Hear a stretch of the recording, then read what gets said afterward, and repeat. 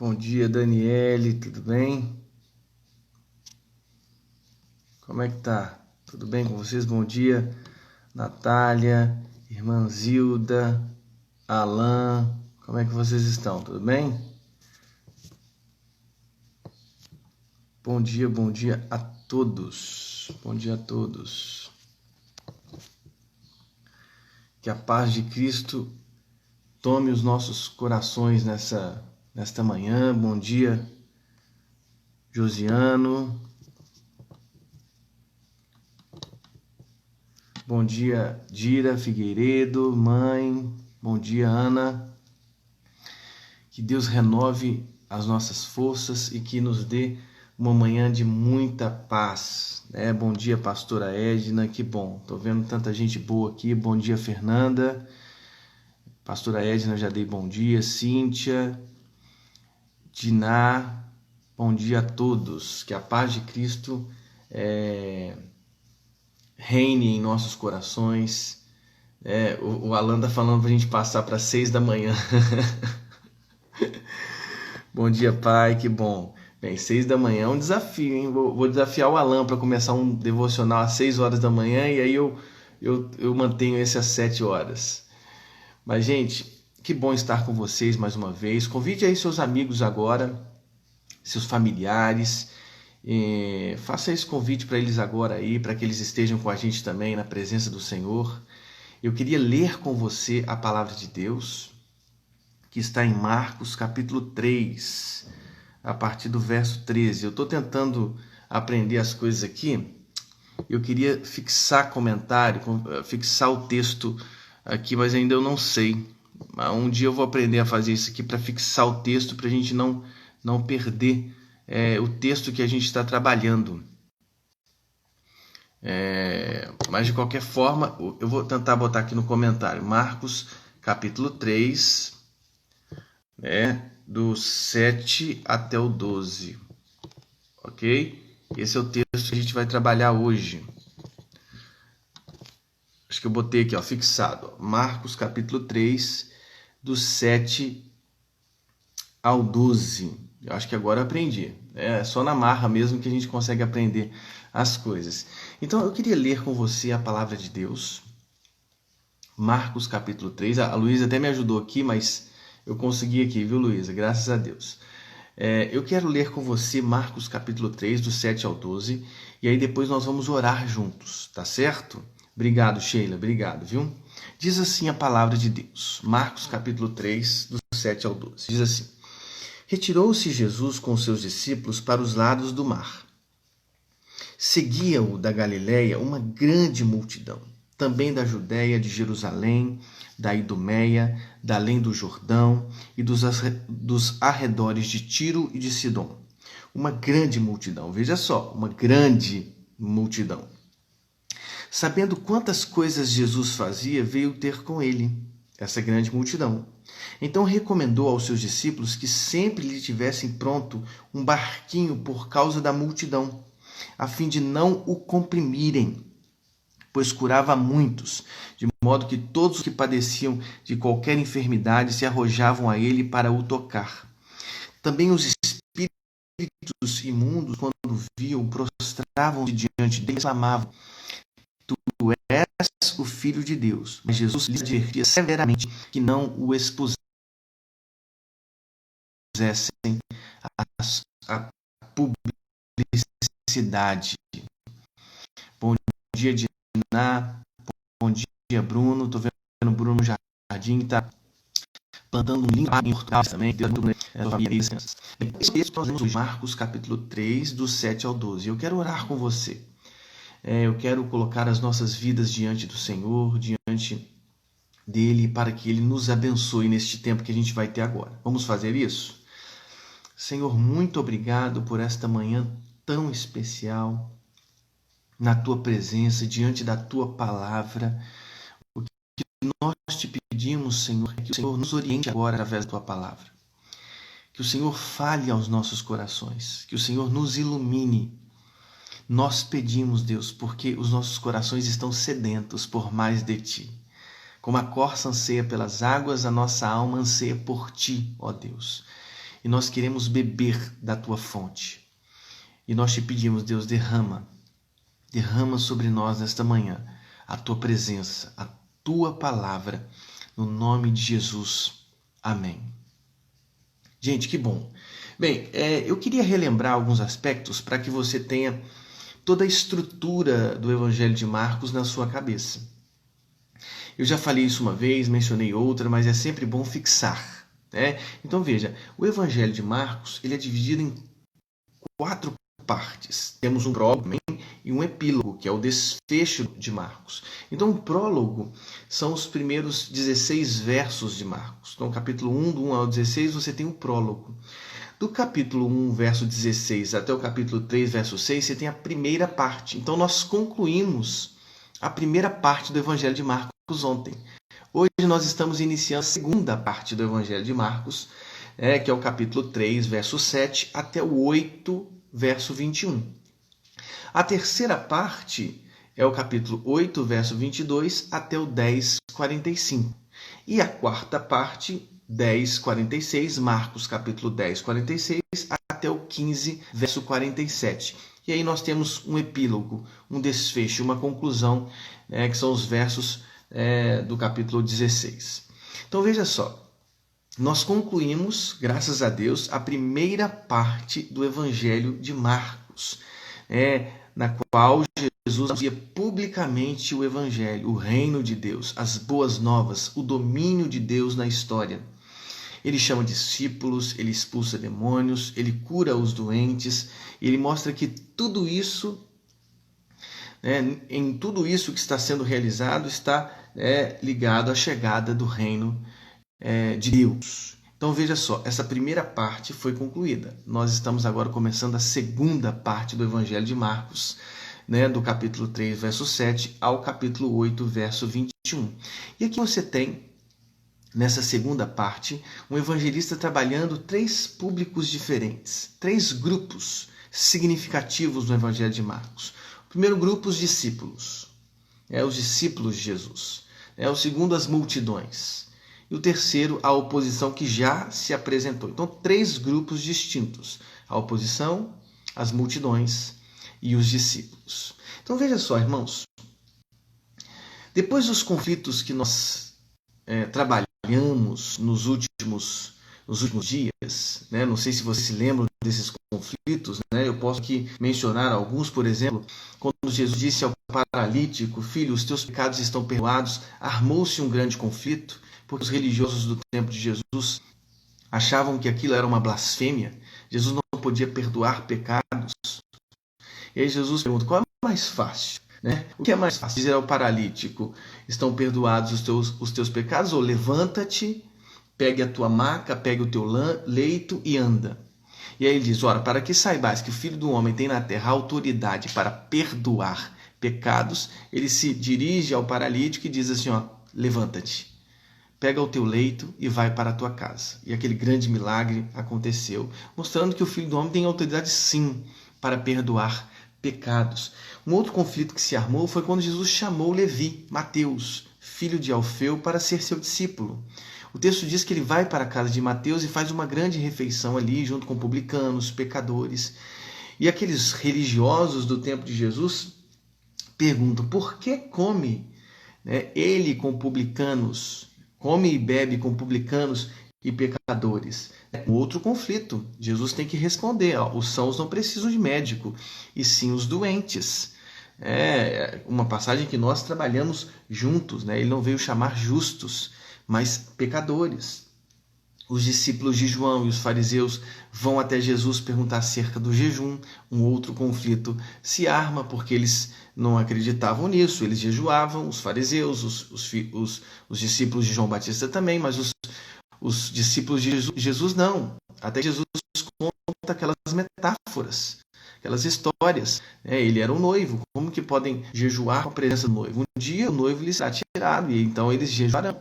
Ninguém remenda pano novo em pano velho, em roupa velha, porque o buraco aumenta. Nem se coloca vinho novo em odres velhos, porque o vinho se expande, fermenta, e ele estraga não só o vinho, como também o odre.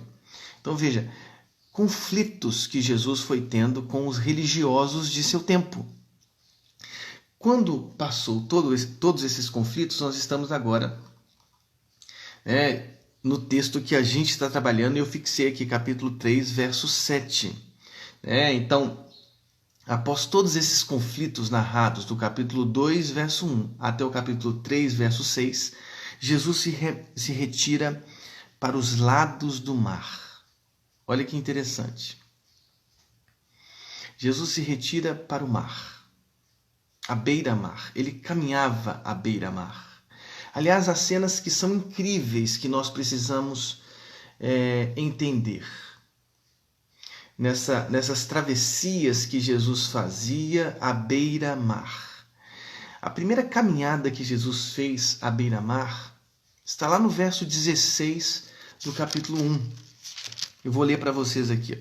Diz a palavra de Deus: caminhando junto ao mar da Galileia, viu os irmãos Simão e André, que lançavam a rede ao mar porque eram pescadores. Então veja, no verso 16 do capítulo 1, Jesus caminhava sozinho à beira-mar. E ele fez convites a pescadores iletrados que se juntassem a ele nessa caminhada linda do Evangelho, da proclamação das boas novas. Então ele convida pescadores iletrados, como Simão, o seu irmão André, Tiago, João, filhos de Zebedeu. E nos diz o texto de Marcos, capítulo 1, verso 16 ao verso 20 deste mesmo capítulo, que eles, Simão, André, Tiago e João, deixaram as suas redes. Tiago e João deixaram o seu pai Zebedeu, deixaram os seus barcos, deixaram para cumprir em obediência um dos chamados mais lindos da vida, a proclamação do Evangelho de Jesus Cristo. Agora observe, em Marcos capítulo 1, verso 16, Jesus estava sozinho, caminhando à beira-mar. Então ele começou a caminhar com quatro seguidores.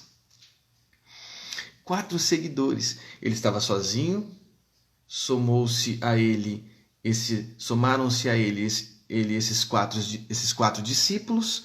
E aí eu quero convidar você a ler Marcos capítulo 3, verso 7. Olha o que diz Marcos 3, verso 7. Diz assim: retirou-se Jesus com os seus discípulos para os lados do mar. Mais uma vez essa expressão. Para os lados do mar. Mas antes disso, no verso 13, eu queria ler com você o verso 13. Diz assim: de novo saiu Jesus para junto do mar. Mais uma vez essa expressão aparece. Então ela aparece em Marcos 1,16, ela aparece em Marcos 2,13 e, como eu li agora, aparece em Marcos capítulo 3, verso 7. E diz o verso 13 do capítulo 2 assim: saiu Jesus para junto do mar e toda a multidão vinha ao seu encontro e ele os ensinava. Ele os ensinava, essa multidão. No verso 13 do capítulo 3, uma grande multidão. Capítulo 3, verso 7, me perdoem. Uma grande multidão, diz assim, seguia-o, capítulo 3, verso 7, seguia-o da Galileia uma grande multidão. Queridos, algumas coisas eu quero entender com estas expressões que aparecem ao longo ou à beira-mar, no mar da Galileia. Ele estava sozinho, somaram-se a ele 4 discípulos, depois uma multidão e depois uma grande multidão. E é interessante perceber como que Jesus, ele é o mesmo. Ele é o mesmo sozinho, ele é o mesmo com 4 discípulos, ele é o mesmo com uma multidão e ele é o mesmo com uma grande multidão. A popularidade nunca estragou Jesus. Nunca estragou o projeto do reino de Deus. Nunca estragou a proclamação das boas novas. a popularidade nunca o desviou de seu projeto original. E isso é muito importante nós compreendermos. Como disse o Cristiano, todas as fases são importantes. Na solidão à beira-mar, com 4 discípulos, com uma multidão, com uma grande multidão, ele sempre foi o mesmo. A sua proposta original não foi mudada por causa dos apelos da multidão, dos apelos da publicidade, dos apelos dos seguidores. Ele sempre foi o mesmo. Ele proclamou o Evangelho. Por quê? Porque ele estava sendo dirigido por algo muito maior do que a publicidade, muito maior do que a popularidade, muito maior do que a pressão dos seguidores. O que diz o verso 38 do capítulo 1 é o seguinte. No verso 38 diz assim: Jesus, porém, lhes disse: vamos a outros lugares, às povoações vizinhas, a fim de que eu pregue também ali, pois para isso é que eu vim. Jesus veio para pregar o Evangelho. Jesus veio para anunciar as boas novas do reino de Deus. Olha que coisa interessante. Foi para isso que eu vim. A pressão das multidões, a pressão da popularidade, a pressão dos seguidores, a pressão dessas multidões nunca o desviou de seu projeto original e primeiro, a proclamação das boas novas. E é interessante observar, por exemplo, no capítulo 3, verso 9, que ele estrategicamente ele se colocava num barco. Diz assim o verso 9: então recomendou aos seus discípulos que sempre lhe tivessem pronto um barquinho por causa da multidão, a fim de não o comprimirem. Isso está no verso 3, 9, como também está no capítulo 4, de 1 a 2. Diz assim, voltou a ensinar à beira-mar, e reuniu-se numerosa multidão a ele, de modo que entrou no barco, onde se assentou, afastando-se da praia. E todo o povo estava à beira-mar na praia. Assim lhes ensinava muitas coisas por parábolas no decorrer do seu doutrinamento. Então veja, estrategicamente, Jesus usava um barco. E ele pedia aos discípulos esse barco para que a multidão não o comprimisse. Sim, o que Jesus está mostrando para a gente através dessa atitude é que ele se recusou a operar maravilhas para atrair espectadores. Não, ele não curava para atrair espectadores, não. Muitos se arrojavam a ele, se lançavam com ímpeto a ele para o tocar, mas ele sempre manteve-se fiel ao seu projeto original. Ele não era movido pelos espectadores, não, ele era movido pela proposta do reino de Deus. Espíritos imundos, nos diz a palavra de Deus, prostravam-se a ele. Sim, prostravam-se diante dele e exclamavam: tu és o Filho de Deus. Mas Jesus lhes advertia severamente para que não o expusessem à publicidade. A publicidade nunca o pressionou, nunca o desviou do projeto original. Ele sempre se manteve firme em sua proposta original. Jesus não tinha compromisso com a popularidade. Jesus tinha compromisso com o anúncio das boas novas, com o anúncio da mensagem do Evangelho. A mensagem do Evangelho dizia: o tempo está cumprindo, o reino de Deus está próximo, arrependei-vos e crede no Evangelho. Arrependei-vos e crede no Evangelho. Ele usava estrategicamente o barquinho, porque a pressão, as multidões queriam tocá-lo, porque dele emanava cura, dele emanava o perdão, dele emanava vida. Mas ele colocava-se no barquinho, porque a sua intenção primeira e original não era atrair espectadores para um show da fé, para um show de curas. Não, a sua proposta era a proclamação do Evangelho, o anúncio do reino de Deus, o anúncio da proximidade do reino de Deus e o apelo, a convocação ao arrependimento. Gente, isso é incrível. Que as multidões, a popularidade, que as pessoas que se aproximam da gente, que as pressões do nosso tempo, da nossa sociedade, que os apelos do nosso tempo nunca nos desviem da proposta original das nossas vidas. Fomos chamados, fomos vocacionados para o anúncio do reino, para a proclamação do Evangelho de Jesus Cristo. Mas uma outra coisa eu quero dizer para vocês. Diz o verso 7 e 8 que uma grande multidão seguia. Essa multidão da Galileia, da Judéia, de Jerusalém, da Idumeia, da além do Jordão, dos arredores de Tiro e de Sidom. Uma grande multidão de diferentes regiões da Palestina. Todos eles vinham até Jesus para receber e acolher as boas novas do reino de Deus. Isso é muito forte, muito forte. Veja, não há limites geográficos para o reino de Deus. Galileia, Judeia, Jerusalém, Idumeia, da além do Jordão, arredores de Tiro e de Sidom, que são cidades majoritariamente gentílicas. Todas essas pessoas vinham até Jesus porque queriam ouvir de Jesus a proclamação do Evangelho, o anúncio das boas novas do reino de Deus. Todos eles vinham até Jesus. Não há limites geográficos para o reino de Deus. Vocês se lembram de Atos capítulo 2? O derramamento do Espírito no dia de Pentecostes? Queridos, estavam ali pessoas de várias regiões, partos, medos, elamitas, da Capadócia, da Frígia, da Ásia, todos estavam ali reunidos naquela grande festa. E o Espírito Santo desceu sobre os discípulos de Jesus, sobre os iletrados discípulos de Jesus. E aquelas pessoas de diferentes regiões ouviam em seu próprio dialeto sobre o reino de Deus. Esta é a prova cabal de que o reino de Deus não pode ser limitado a um espaço geográfico, a uma denominação, a um limite denominacional, a um limite geográfico, a um limite institucional. O reino de Deus se expande.